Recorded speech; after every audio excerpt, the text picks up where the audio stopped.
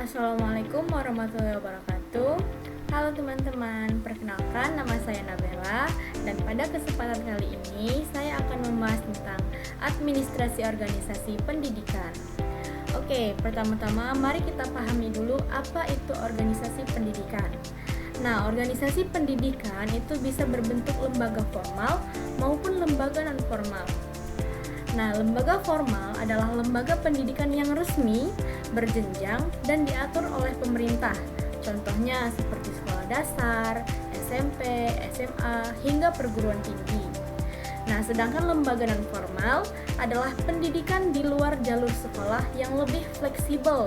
Misalnya, bimbingan belajar, kursus komputer, les privat, hingga taman pendidikan Al-Quran atau TPQ. Nah, meskipun berbeda bentuk, keduanya ini tetap disebut organisasi pendidikan karena sama-sama memiliki tujuan, program, dan juga dikelola dengan kerjasama sekelompok orang. Agar tujuan pendidikan bisa tercapai dengan tertib, teratur, dan efektif, itu dibutuhkan administrasi. Nah, apa sih administrasi pendidikan?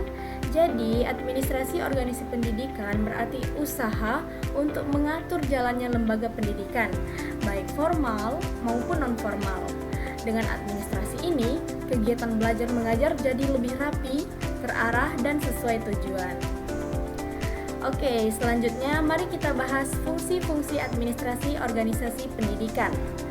Fungsi pertama adalah mengatur program, yaitu dengan kita menentukan materi atau kegiatan apa sih yang akan kita ajarkan, serta menyusun jadwal agar berjalan teratur.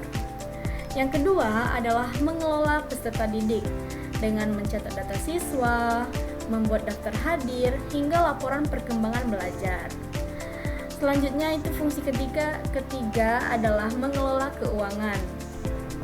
Nah, pada mengelola keuangan ini kita mencatat pemasukan dan pengeluaran, misalnya biaya kursus, pembelian alat, hingga honor pengajar.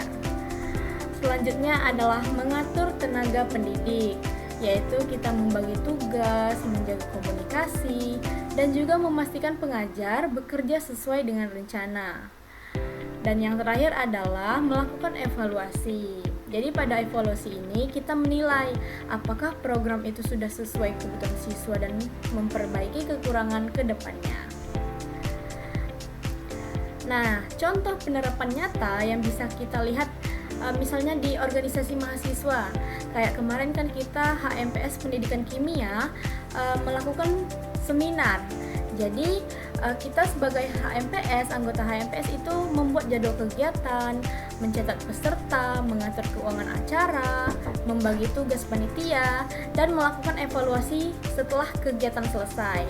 Jadi itu semua adalah bentuk administrasi. Contoh lainnya dalam usaha privat seperti bimbingan belajar misalnya. Jadi kita sebagai pengelola harus mencatat data siswa, menyusun jadwal les, mengatur pembayaran, membagi jadwal guru, dan juga mengevaluasi kepuasan siswa maupun orang tua. Tanpa administrasi, bimbel itu akan sulit berjalan dengan lancar. Oke, dari materi yang telah saya paparkan, itu bisa kita simpulkan bahwa administrasi organisasi pendidikan itu adalah kunci agar lembaga pendidikan baik formal maupun non-formal dapat berjalan dengan tertib dan mencapai tujuannya. Bagi kita sebagai mahasiswa, calon pendidik, atau calon pengelola lembaga pendidikan, mempelajari administrasi ini sangat bermanfaat. Karena apa? Dengan pemahaman administrasi, kita tidak hanya siap menjadi pengajar, tetapi juga mampu mengelola lembaga secara profesional, terarah, dan berkelanjutan. Oke, demikianlah pemaparan dari saya. Semoga bermanfaat bagi kita semua. Saya akhiri. Wassalamualaikum warahmatullahi wabarakatuh.